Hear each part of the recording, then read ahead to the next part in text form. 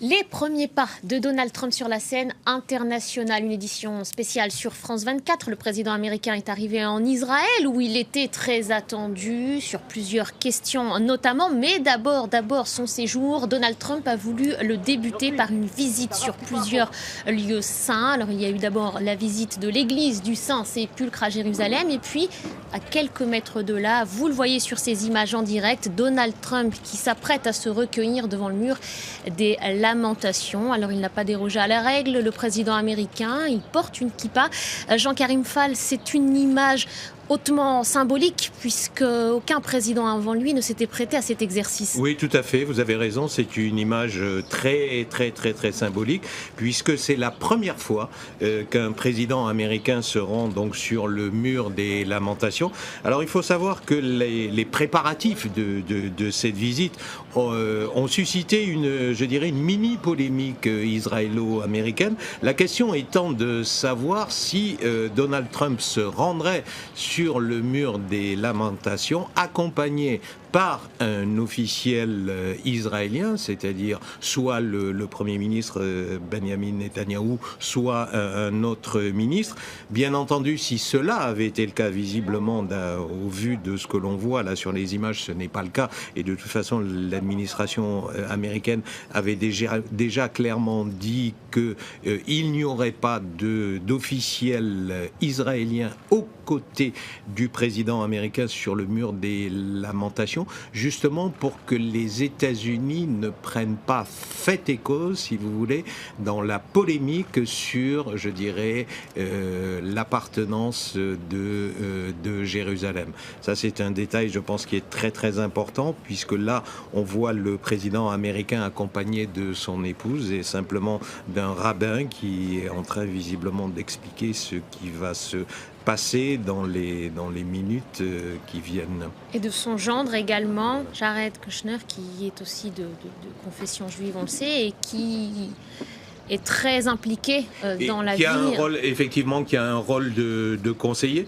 mais à noter un rôle de conseiller pour l'instant relativement discret, puisque justement dans tout ce débat sur le plan de Donald Trump pour régler le conflit israélo-palestinien, son gendre effectivement est resté à l'arrière-garde. Il s'est très peu exprimé.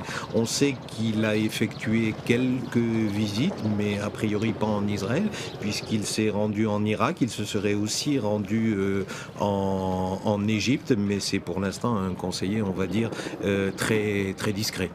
Comment expliquer que Donald Trump veuille prendre le temps de ses déplacements symboliques? Comment expliquer qu'il ne veuille pas rentrer directement dans le dialogue politique et qu'il repousse par exemple sa rencontre avec Netanyahou à ce soir? Je pense qu'il y a dans ce voyage, ne l'oublions pas, dans ce voyage du président américain, je dirais, une dimension de politique intérieure.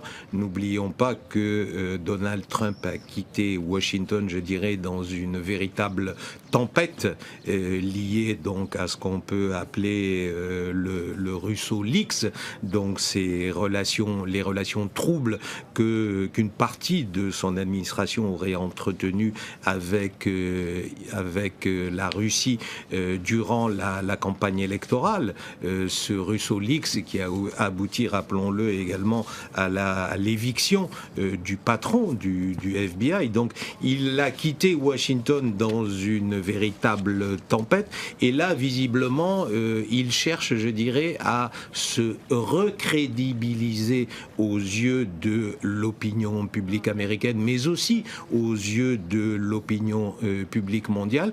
Donc pour ça, on l'avait accusé par exemple d'être un dirigeant américain hostile au monde musulman en général. Donc la première étape qu'il choisit pour sa première tournée à l'étranger, c'est l'Arabie saoudite. Et donc il se rend à Riyad pour là expliquer que lui, Donald Trump, n'a absolument rien avec les musulmans. Donc il est à la recherche de symboles, de gestes, pour se redonner une dimension, pour se recrédibiliser. Et puis n'oublions pas une chose, il y a aussi, je pense, chez Donald Trump, une volonté aussi d'essayer de faire plus que son prédécesseur Barack Obama. Alors on le sait, les relations entre Barack Obama et Israël ont été très difficiles durant les 2 mandats de Barack Obama, particulièrement difficiles, je dirais,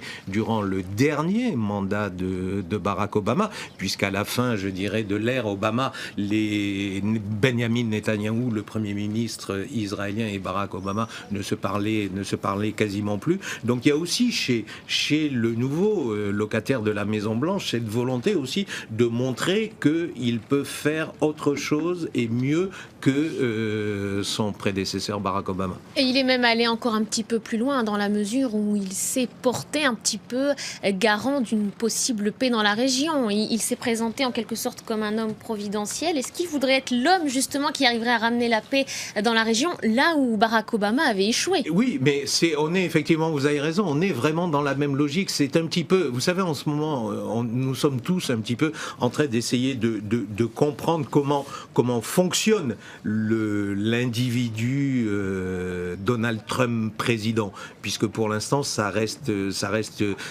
une énigme. Donc effectivement, il s'est placé sur ce dossier hautement délicat, hautement difficile, sur lequel tous ses prédécesseurs se sont cassés les dents, tous systématiquement, de Clinton à Bush père et fils, en passant par Barack Obama, personne n'est arrivé réellement à faire avancer ce dossier. Donc lui, il se présente, si vous voulez, avec son aura d'homme d'affaires en disant, permettez-moi l'expression, mais vous allez voir, moi je vais vous régler ça très rapidement, comme j'ai réglé des deals quand je faisais des affaires à New York et que j'étais agent immobilier. Il est dans un pragmatisme. Il est dans un pragmatisme qui malheureusement se heurte, je dirais, à la réalité des relations internationales, surtout dans cette région. Alors pour l'instant, on semble percevoir un début de stratégie du président américain qui voudrait essayer d'impliquer le monde arabe, à qui il a rendu un hommage très appuyé hier quand il était en Arabie Saoudite, essayer de les impliquer donc dans la recherche de ce consensus pour essayer d'arriver à une solution dans le conflit israélo-palestinien, mais nous en sommes pour l'instant aux prémices. Pour l'instant, nous sommes dans le registre de l'incantation, puisque pour l'instant, aucun responsable arabe, je dirais aucune puissance arabe, n'est venu au secours de Donald Trump sur ce dossier israélo-palestinien. On pense bien entendu à l'Égypte, et au maréchal Sissi, qui a été reçu à Washington, le maréchal Sissi qui a également reçu à plusieurs reprises au Caire Mahmoud Abbas. Mais pour l'instant, au Caire, c'est la discrétion, c'est la prudence. Donc on verra peut-être dans les heures qui viennent, ce soir, après l'entretien entre Donald Trump et Benjamin Netanyahou, si les choses bougent un petit peu. Mais force est de constater que pour l'instant, je crois que absolument tout le monde, observateurs, spécialistes, diplomates, tout le monde est dans l'expectative. Merci.